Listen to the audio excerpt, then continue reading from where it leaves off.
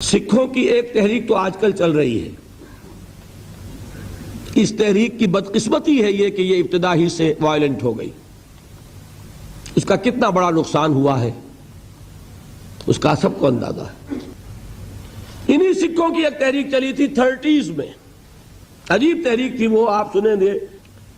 سکھوں کے گردواروں کے ساتھ جو زمینیں وقف تھیں ان پر قبضہ ہندوؤں کا تھا. السلام علیکم، ست شری اکال. ਕਿੱਦਾਂ ਹਾਲ ਚਾਲ ਆ? ਉਮੀਦ ਕਰਨਾ ਵਧੀਆ ਹੋਵੋਗੇ, ਹੱਸਦੇ ਵਾਸਤੇ ਹੋਵੋਗੇ, ਚੜ੍ਹਦੀ ਕਲਾ 'ਚ ਹੋਵੋਗੇ. ਪਾਕਿਸਤਾਨ ਦੇ ਫੇਮਸ ਮਜ਼ਹਬੀ ਸਕਾਲਰ ਸਨ ਡਾਕਟਰ ਇਸਰਾਰ ਅਹਿਮਦ. ਉਹਨਾਂ ਨੇ ਗੱਲ ਕੀਤੀ ਹੈ ਸਿੱਖਾਂ ਦੇ ਖਾਲਿਸਤਾਨ ਦੀ ਤਹਿਰੀਕ ਦੇ ਬਾਰੇ 'ਚ, ਅਤੇ ਉਹਨਾਂ ਨੇ ਇਹਦੇ ਨਾਲ ਸਿੱਖ ਕੌਮ ਦੇ ਬਾਰੇ 'ਚ ਗੱਲ ਕੀਤੀ ਹੈ. ਅਤੇ ਸਿੱਖਾਂ ਨੇ ਇੱਕ ਤਹਿਰੀਕ ਚਲਾਈ ਸੀ. ਸਿੱਖਾਂ ਦੇ ਗੁਰੂਦੁਆਰਿਆਂ ਦਾ ਕੰਟਰੋਲ ਜਿਹੜਾ ਸੀ ਹਿੰਦੁਸਤਾਨ ਦੀ ਹਕੂਮਤ ਕੋਲ ਸੀ, ਅਤੇ ਸਿੱਖਾਂ ਨੇ ਕਿਵੇਂ ਉਹ ਤਹਿਰੀਕ ਚਲਾ ਕੇ ਹਿੰਦੁਸਤਾਨ ਦੀ ਹਕੂਮਤ ਕੋਲੋਂ ਗੁਰੂਦੁਆਰਿਆਂ ਦਾ ਕੰਟਰੋਲ ਖਿੱਚਿਆ ਸੀ, ਅਤੇ ਅੱਜ ਉਹ ਕੰਟਰੋਲ ਸਿੱਖਾਂ ਦੇ ਕੋਲ ਹੈ. ਅਤੇ ਖਾਲਿਸਤਾਨ ਤਹਿਰੀਕ ਦੇ ਬਾਰੇ 'ਚ ਵੀ ਉਹਨਾਂ ਨੇ ਗੱਲਾਂ ਕੀਤੀਆਂ ਨੇ. ਸਾਰਾ ਕੁਝ ਜਾਣਾਂਗੇ ਅੱਜ ਦੀ ਵੀਡੀਓ 'ਚ. سکھوں کی ایک تحریک تو آج کل چل رہی ہے. اس تحریک کی بدقسمتی ہے یہ کہ یہ ابتدا ہی سے وائلنٹ ہو گئی. اس کا کتنا بڑا نقصان ہوا ہے اس کا سب کو اندازہ ہے. یہ ٹھیک ہے، قوم ہے، اس میں جان ہے، وہ ابھی قربانیاں دے رہی ہے، لیکن یہ کہ جو کچھ جتنی قیمت وہ دے چکی ہے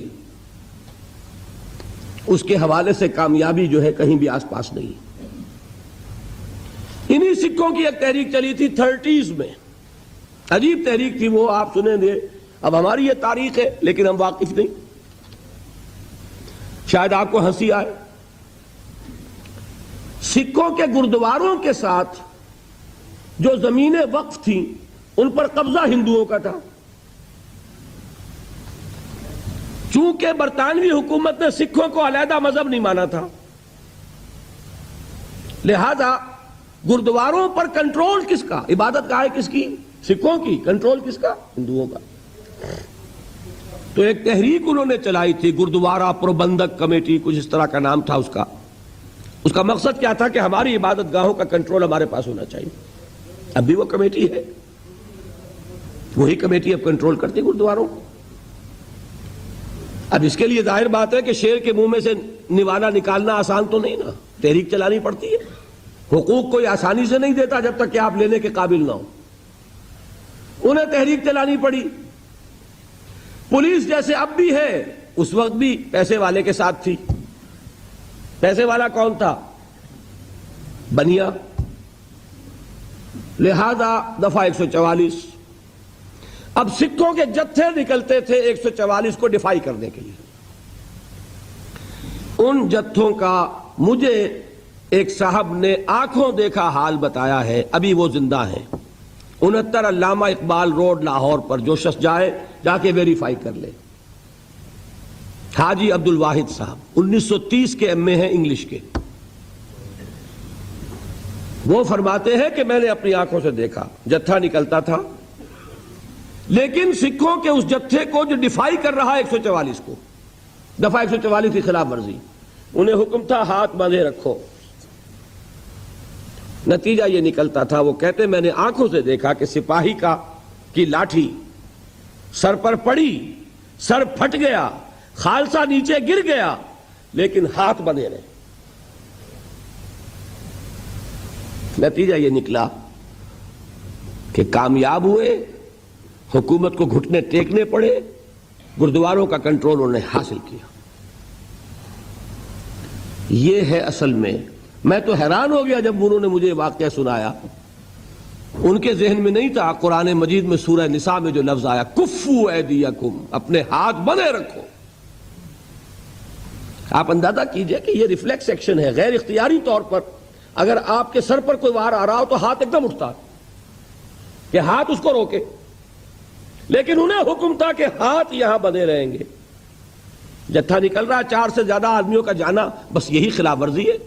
50 کا جتھا نکلا، خلاف ورزی تو ہو گئی، لیکن کوئی توڑ پھوڑ نہیں. توڑ پھوڑ تو دور رہا، تمہارے اوپر لاٹھی پڑے تب بھی ہاتھ نہ اٹھے. یہ وہ چیز تھی کہ جس نے انہیں کامیابی سے ہمکنار کیا، اور یہی ہمیں نظر آ رہا ہے. میں پھر کہہ رہا ہوں، یہ تو بہت بات کی چیزیں ہیں. یہ کہاں تاریخ میں اس سے پہلے اس کی کوئی مثال ہے؟ صرف 2 مثالیں ہیں. یا حضرت مسیح علیہ السلام کے 3 سال انہوں نے فرمایا تھا کہ تمہارے داہنے گال پر کوئی تھپڑ مارے تو بایاں بھی پیش کر دو. کوئی شخص نالش کر کے تمہارا چوغا لینا چاہے کرتا بھی دے دو. کوئی شخص تمہیں بیگار میں 1 کوس لے کے جانا چاہے تم 2 کوس اس کے ساتھ جاؤ.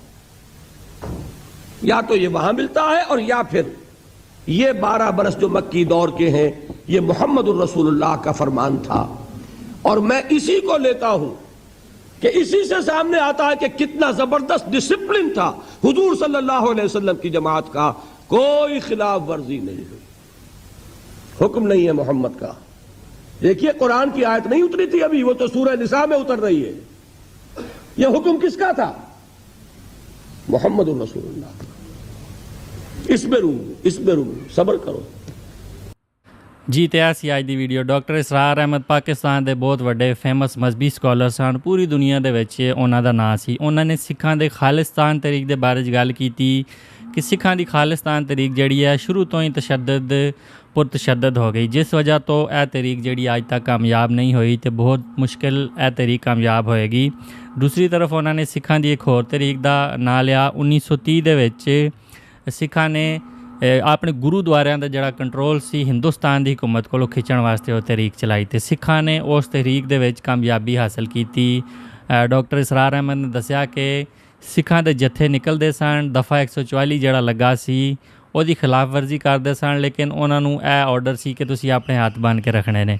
ਤੇ ਜਦੋਂ ਉਹਨਾਂ ਦੇ ਸਿਰ ਤੇ ਲਾਠੀ ਪੈਂਦੀ ਸੀ ਤੇ ਉਹ ਆਪਣੇ ਹੱਥ ਬੰਨ੍ਹ ਕੇ ਰੱਖਦੇ ਸਨ ਤੇ ਇਹ ਤਰੀਕ ਜਿਹੜੀ ਹੈ ਕਾਮਯਾਬ ਹੋਈ. ਡਾਕਟਰ ਇਸਰਾਰ ਅਹਿਮਦ ਨੇ ਸਿੱਖਾਂ ਦੀ ਤਾਰੀਫ ਕੀਤੀ. ਉਹਨਾਂ ਨੇ ਦੱਸਿਆ ਕਿ ਸਿੱਖਾਂ ਨੇ ਕਿੰਨੇ ਡਿਸਪਲਿਨ ਤਰੀਕੇ ਦੇ ਨਾਲ ਆਪਣੇ ਗੁਰੂਦੁਆਰਿਆਂ ਦਾ ਜਿਹੜਾ ਕੰਟਰੋਲ ਹਾਸਲ ਕੀਤਾ ਤੇ ਅੱਜ ਵੀ SGPC ਜਿਹੜਾ ਗੁਰੂਦੁਆਰਾ ਪ੍ਰਬੰਧਕ ਕਮੇਟੀ ਉਹ ਮੌਜੂਦ ਹੈ ਤੇ ਗੁਰੂਦੁਆਰਿਆਂ ਦਾ ਕੰਟਰੋਲ ਜਿਹੜਾ ਸਿੱਖਾਂ ਦੇ ਕੋਲ ਹੈ. ਉਹਨਾਂ ਨੇ ਦੱਸਿਆ ਕਿ ਉਸ ਟਾਈਮ ਪੁਲਿਸ ਜਿਹੜੀ ਸੀ ਉਸ ਟਾਈਮ ਹੀ ਬਨੀਏ ਦੇ ਨਾਲ ਸੀ, ਹਿੰਦੁਸਤਾਨ ਦੀ ਹਕੂਮਤ ਦੇ ਨਾਲ ਸੀ, ਲੇਕਿਨ ਸਿੱਖਾਂ ਨੇ ਇੱਕ ਤਹਿਰੀਕ ਚਲਾਈ, ਬੜੀ ਮੁਨਜ਼ਮ ਤਰੀਕ ਚਲਾਈ ਤੇ ਉਸ ਤਰੀਕ ਦੇ ਬਦਲੇ ਵਿੱਚ ਉਹਨਾਂ ਨੇ ਗੁਰੂਦੁਆਰਿਆਂ ਦਾ ਕੰਟਰੋਲ ਹਾਸਲ ਕਰ ਲਿਆ. ਤੇ ਇਹਦੇ ਨਾਲ ਉਹਨਾਂ ਨੇ ਖਾਲਿਸਤਾਨ ਤਰੀਕ ਦੀ ਕੁਝ ਖਾਮੀਆਂ ਦੱਸੀਆਂ ਕਿ ਇਹ ਤਰੀਕ ਵਾਇਲੈਂਟ ਹੋ ਗਈ. 1984 ਦਰਬਾਰ ਸਾਹਿਬ 'ਤੇ ਹਮਲਾ ਹੋ ਗਿਆ, ਜਿਸ ਵਜ੍ਹਾ ਤੋਂ ਇਹ ਤਰੀਕ ਜਿਹੜੀ ਹੈ ਕਾਮਯਾਬ ਨਹੀਂ ਹੋਈ. ਇਸਰਾਰ ਅਹਿਮਦ ਨੇ ਮਿਸਾਲ ਦਿੱਤੀ ਕਿ ਇਸਲਾਮ ਦੇ ਦੌਰ 'ਚ ਤੇ ਹਜ਼ਰਤ ਮਸੀਹ ਦੇ ਦੌਰ 'ਚ ਇਹ ਮਿਸਾਲਾਂ ਮਿਲਦੀਆਂ ਨੇ ਕਿ ਤੁਹਾਡੇ ਉੱਤੇ ਕੋਈ ਹੱਥ ਚੁੱਕੇ ਤੇ ਤੁਸੀਂ ਉਹਨੂੰ ਜਵਾਬ ਨਹੀਂ ਦੇਣਾ.